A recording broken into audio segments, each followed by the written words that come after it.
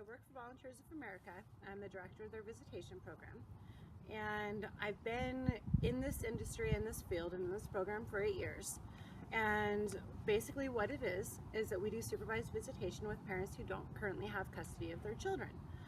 And part of their planning and process for coming to the visitation requires that they bring food for their kids. They bring food, they bring diapers, wipes, everything they're going to need to have a successful visitation.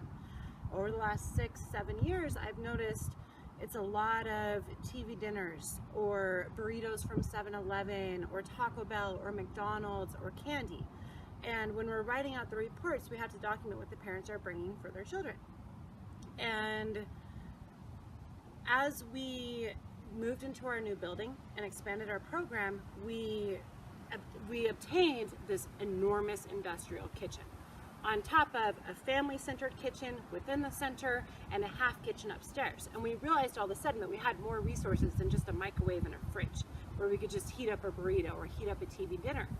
And what if the families had food and they could cook for scratch for their kids? Well, in talking to this guy and everything that he did at Eastern with helping revamp the university and how they're feeding students, and I honestly was like everybody else, that's going to cost a ton of money. There's no way you can do from scratch cooking. There's no way that you can afford it or that it's going to be feasible.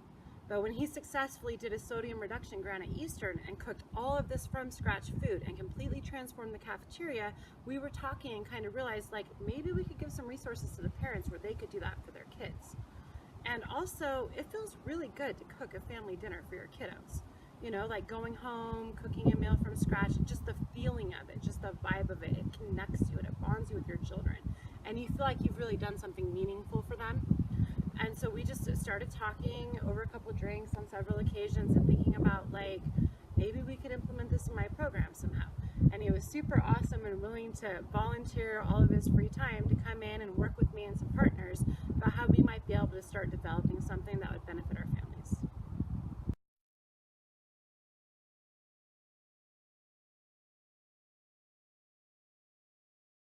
So the short-term and long-term objectives have changed a lot, and they're very complex and they're very simple.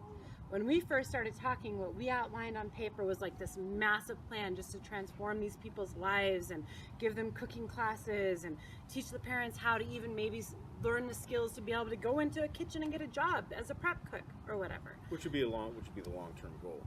Right. So it was a big vision. And then talking to people in the community, he had connections with people from the regional health district. Yes.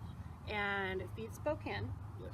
And these people really, they're charged with changing how food is done in Spokane. How do we get food to families? How do we change the system? And that's just the goal, is just how to get it to the people, you know, supplying them with the food as opposed to just necessarily showing them how to cook things from scratch. Give them the food, give them the options, give them the tools, and then just let them make what they find, right? Basically is what it's kind of come down to now, is it's not as regimented as we planned on it being.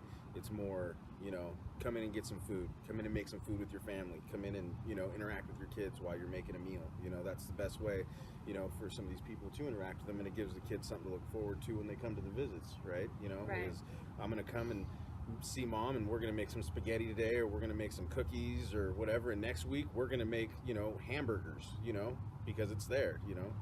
And that's, but the point is you can do it, and it's a simple concept, and it's also one that people are very eager about. Unfortunately, people don't know they can do it, and they think it's so much easier and it's so much more satisfying just to grab something to go and bring it to their visit. When we started first talking about it, we brought in a parent who had actually been through the system, and she was so excited, and she was talking to you about, when I had my kids in custody, even though I was high on drugs and I was doing things I shouldn't have been doing as a mom, one thing I loved doing was cooking a meal with my kids. And she owned that, and she was proud of that. But she also talked about how hard it was to make that possible, to make a meal for your kids, because most people, when they're living on the streets or in halfway houses or whatever it may be, are just trying to get to their visit, and so they're just picking up something random on their way, whether it be Cheetos or whatever, you know, and they actually get docked for that, right? Right. It's frowned upon because it's not a healthy meal. It's, you know, junk food. So we were really ambitious, and our long-term goals is like let's have cooking classes. Like before families come in to visit, they can come to a class for an hour before. We secured a massive industrial kitchen, massive walk-in freezer, refrigerator. We secured the donations from Feed Spokane to be able to bring in hundreds of pounds of food each week, and we're like, let's go to the point of cooking classes. As we were moving along, we started to realize that would be very costly and expensive. So we were like, what can we accomplish right now to make us feel good and make families feel good and benefit them right away? So Get the help out there then as quick as possible. you connected with Steve from Feed Spokane and did our first pickup. And that's when we kind of realized the amount of food that was available. Our for first families. pickup, we picked up 120 pounds of chicken breasts, and I went there not expecting to get anything. I went there in just my car, and I picked up 120 pounds of chicken breasts. I picked up probably 40 pounds of pastries. I picked up various other items, eggs. There's always eggs there, which is another protein. You know, just picked up so much food, and that was just one stop when I was just supposed to be taking a 2 or 3. But everybody just wants to give the food away because everybody knows that it's going to a good place. So that kind of really became a massive eye-opener that even if this is going to take some time and take some planning, we immediately can get food to families right now. And I think after that first pickup, we probably distributed a couple hundred pounds of food that first week. And every week since then, we've picked up several hundred pounds of food, and it is flying out of the fridge and flying out of the freezers. And we have families sauteing up meals from scratch, doing stir fries, doing home cooked meals, people sharing food with each other, and it just brings a sense of community and happiness and culture to their visits. So our long-term goals are to be able to enable families to know, I'm on a budget, I'm on food stamps, I have limited income and resources, but I can find food, access food, I can learn the skills of how to cook the food, and then maybe we can have a private chef like this guy come in and teach you some things that you didn't even know. And then also teaching them the importance of cooking with your kids. You know, doing something with your kids, it's an activity, you know, it's something that builds bonds, memories. It's an important aspect of life, is cooking with your family. So we hit the short-term goals fast. The long-term goals are still developing.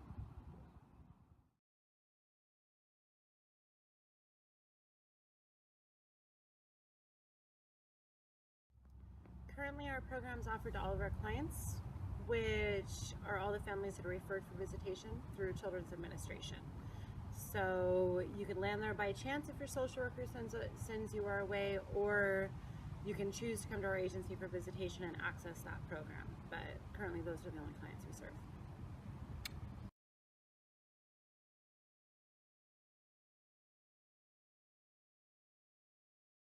Plan is to implement it fully with VOA and kind of see how that goes and get the community feedback. We've had a massive amount of community feedback so far. Right now we share a building out at Catholic Charities, Holy Names Convent, with Rising Strong, which is an up-and-coming new family-based treatment center for families who want to stay together while their parents seek treatment. And they're very interested in being part of this program and taking some cooking classes and accessing the food as well. And then also we're working with Family Impact Network, who is our network administrator, to see how we can benefit other providers who are also doing the same service, so their families can access the same type of program. If someone was opposed to this program, what examples or reasons would they give as to why this is a bad idea or won't work? I don't see how anybody could think of it as a bad idea to give families food and teach them how to cook.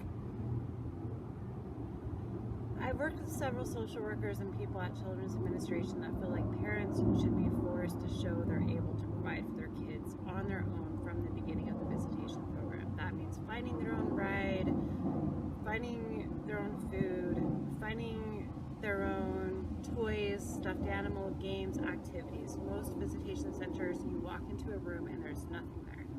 And the social workers feel like it's the parent's job to fill that room. And the way that I look at it is that I think that the parents already have so much on their plate with all the turmoil going on in their life, whether it be drug addiction, mental illness, just getting out of jail, that the last thing that they really should be worrying about right now to help nurture these parents so that they can take their kids home and be on their own is to provide them with some food and maybe let them know how to cook it. I think that's small. So when we first started, we have kind of those two sides of the spectrum. I'm dealing with the social workers on one end, and my concern about is Children's Administration and Family Impact Network going to get upset with me for enabling these families and giving them too much. And then we have people like him, or parent allies, or people who really want to do whatever they can to provide everything the parents need so they have one less worry. And so I was a little bit nervous about navigating that in the beginning, and kind of even kept a little bit of a secret from Children's Administration how much I was providing, because I didn't want the backlash to come and say, stop doing what you're doing. And what I found is that most social workers love it and support the program and send their families there, even in part due to the program.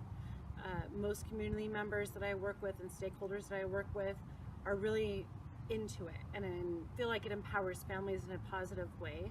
So where I was a little hesitant in the beginning to kind of let them know how we were going to be helping social workers, what I found is that they really do want family-based centered practices that give our parents just a little bit more of a hand up than